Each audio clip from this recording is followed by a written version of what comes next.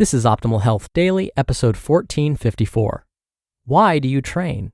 And Isolation Exercises and Building a Better Body, both by Nia Shanks of niashanks.com. And I'm Dr. Neil, your host and narrator. Welcome to another Wednesday edition of Optimal Health Daily. Remember, this is just one of a bunch of podcasts where we read to you from blogs for free so that you don't have to read them yourself, except on Fridays. On this show, that's where I answer your questions. Now, to check out our other shows, just search for Optimal Living Daily wherever you're hearing this. Okay, so it's Wednesday, and like I do every Wednesday, I want to provide you with some inspiration. In fact, I stumbled on what I think is a perfect quote for today's two posts. Quote, "No one can make you feel inferior without your consent." Eleanor Roosevelt. So today, I have two posts that I'm going to read to you. And I do this when each of the articles is on the shorter side. I want to make sure you get all the content you expect.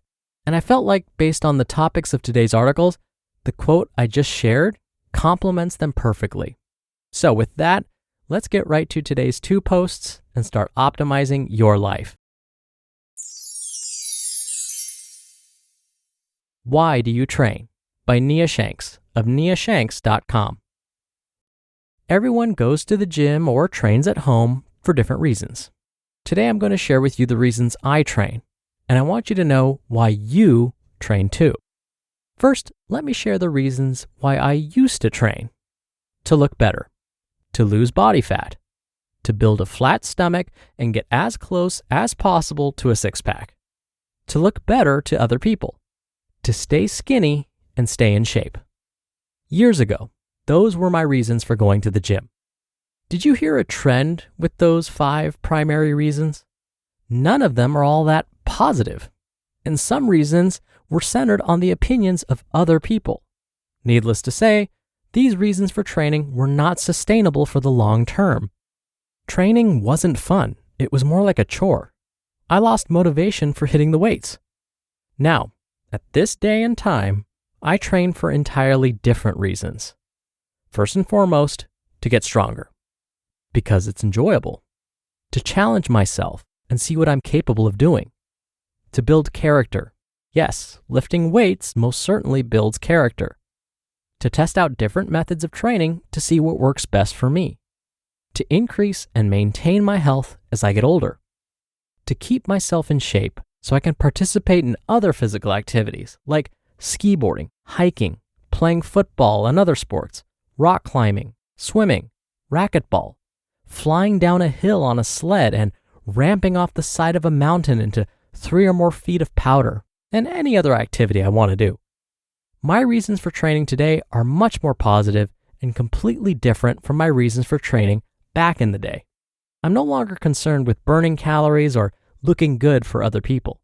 Yes, looking good is a wonderful thing, but for me, it's more of a side effect from training for strength. I want to look good, but it's not my primary goal. It's just an added benefit from training hard and eating smart. I often train in my garage during the winter when it's bitter cold. Some people think I'm insane to go outside to lift when it's 20 degrees Fahrenheit or -6 degrees centigrade. I have to put on thermals and several other layers just to stay warm. To some people, that's crazy. To me, it's just part of it. I love throwing on a bunch of layers, heading out to my home gym, and lifting heavy weight. Each and every session, I am getting closer and closer to my main goal, getting stronger. The journey doesn't end either.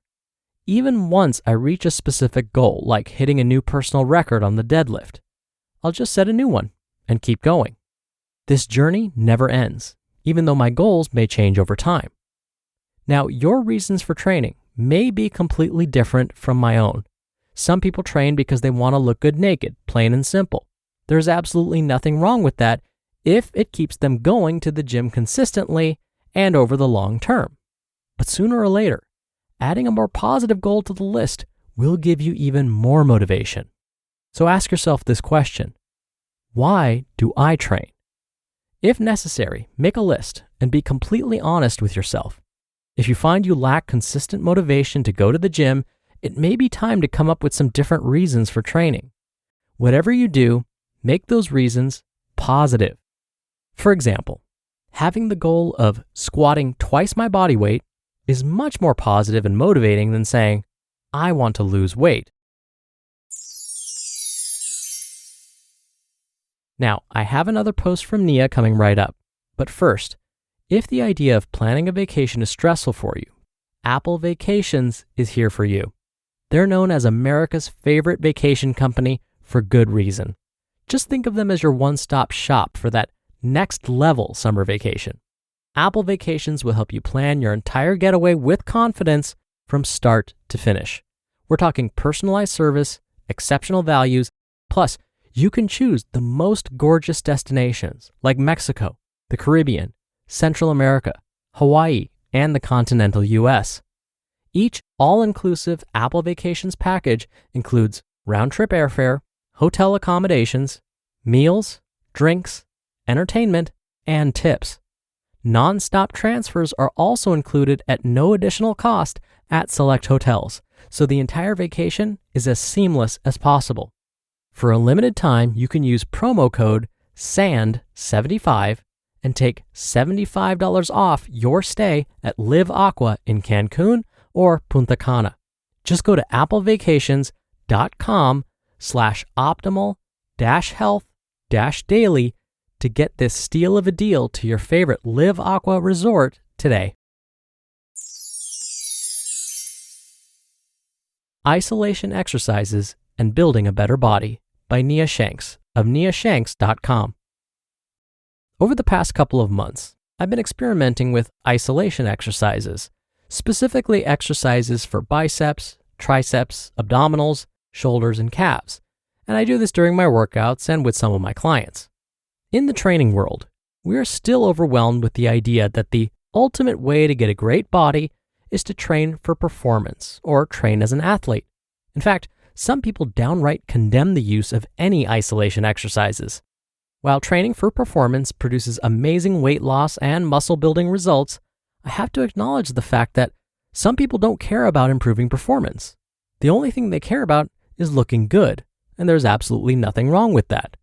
Some people just want to look better in a swimsuit, in their everyday clothes, or when they're not wearing anything at all. Some people don't care about squatting twice their body weight, or bench pressing 225 pounds for as many repetitions as possible. With that said, here is the main point.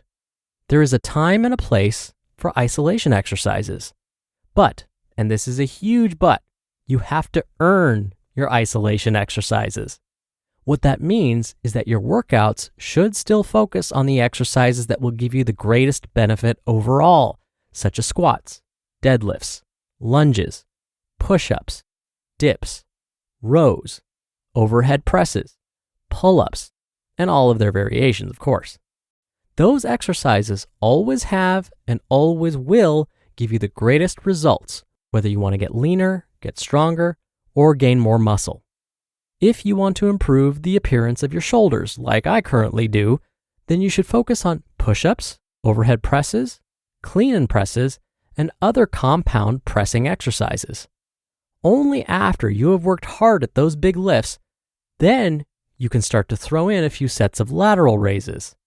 Shoulder isolation exercises won't have nearly the same effect by themselves as they would when you perform compound pressing exercises as well.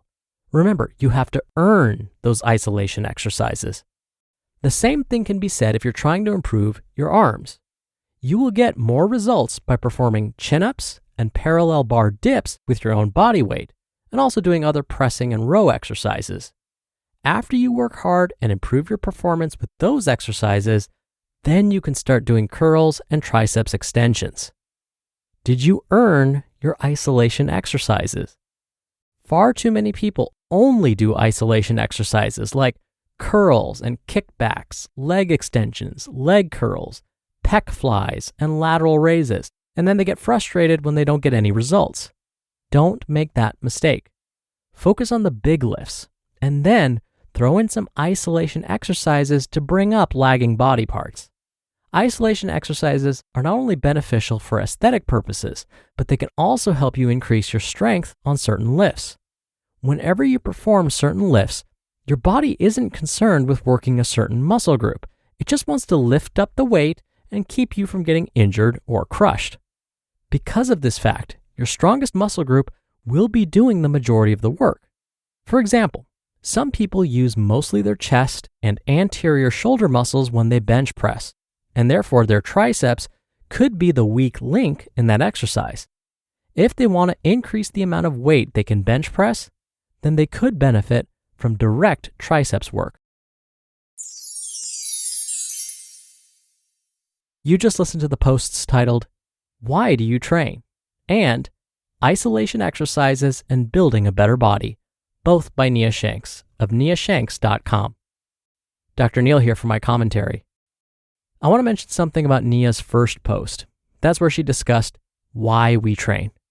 For years, psychologists have studied why certain people develop healthier habits and stick to them compared to those that aren't as successful at it.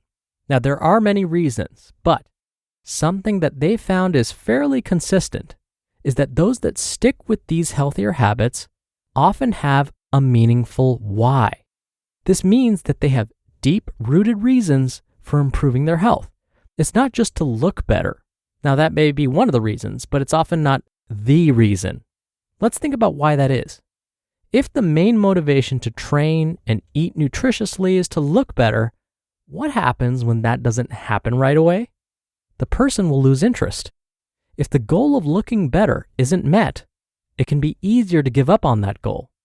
But if there's a deeper, more meaningful reason, like, I want to be healthy so that I'm around to see my grandchildren grow up, well, now we're on to something.